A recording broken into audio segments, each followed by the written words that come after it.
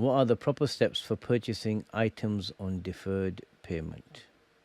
Okay, so this is quite simple. That if you're buying something on a deferred payment, there's going to be a contract. And sometimes people get a bit worried about the word interest in the terms. So it's not riba. Riba in Islam, I mean, one general way of looking at it is an excess without anything for the excess, without any muqabil. So if someone lends you £100 and they demand £110 back, the 100 you give is for the 100 they gave you, but then the 10 is for either them actually lending it to you or the duration of time you've had it. It's not something tangible.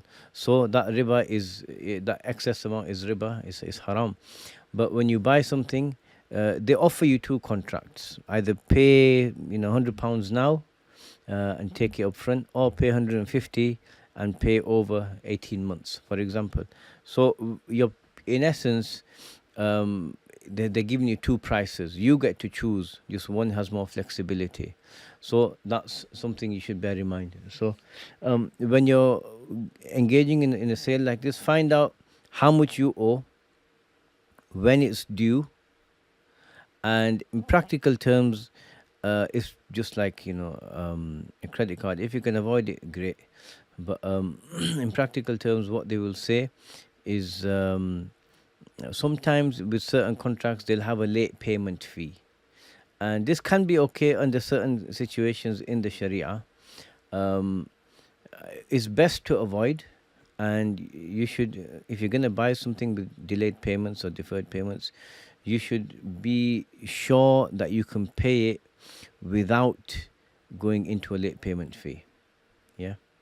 And it's haram with a credit card if you do it, because that's riba, because you borrowed money from them, and it's riba. With, say, a purchase of something, there can be a late payment fee.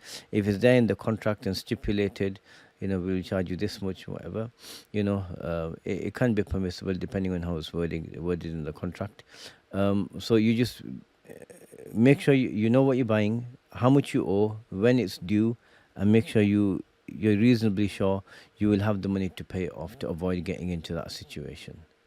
And that's the best way around it. Yeah. Allahu Alam. La ilaha illallah Muhammad Rasulullah.